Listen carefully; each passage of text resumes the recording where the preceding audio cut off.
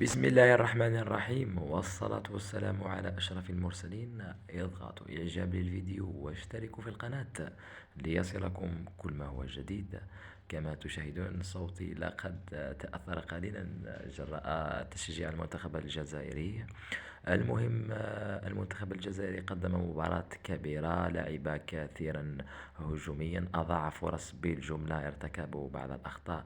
المهم، كل التوفيق للمنتخب الأول في كأس إفريقيا. لا داعي للقلق، هذه مباراة عادية، تبقى مجرد مباراة. الكل يذهب للعمل، الكل يشتغل في أموره الخاصة.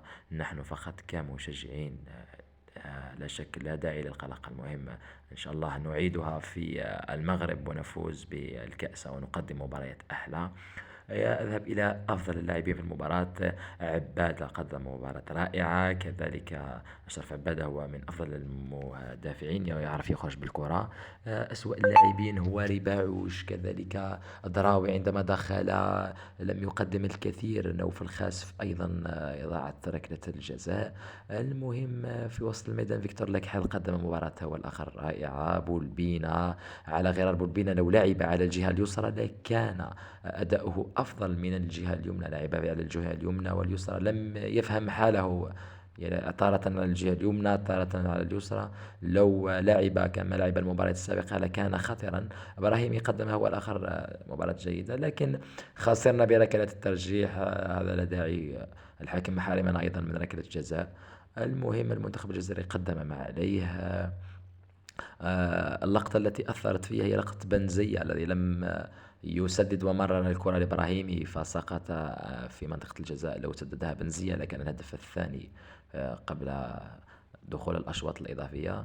المهم، على العموم المنتخب الجزائري لعب بروح جيدة. المدرب بوغرا قدم ما عليه، لكنه أخطأ في بعض التبديلات، مثلا مثل لم يدخل عطال بنزعته الهجومية. المنتخب الإماراتي كان متخوفا منا كثيرا، لو دخل بوغرا بنزعة هجومية لفزنا عليهم. الإمارات كانت خائفة منا، وبوغرا خائف من الإمارات. المهم، كل التوفيق لبوغرا الماجيك، وكل التوفيق للاعبين الذين سينتقلون. نتمنى أن ينتقل بعض اللاعبين إلى الفريق الأول مع بيتكوفيتش، مثل عبادة، مثل بولبينا. هو غدا سيعلن عن قائمته التي ستخوض غمار كأس إفريقيا بالمغرب.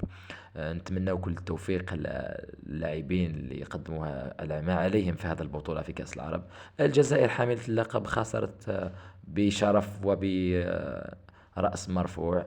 عادي، مبروك للإماراتيين، وسأوفيكم بكل ما هو جديد. شكرا لكم.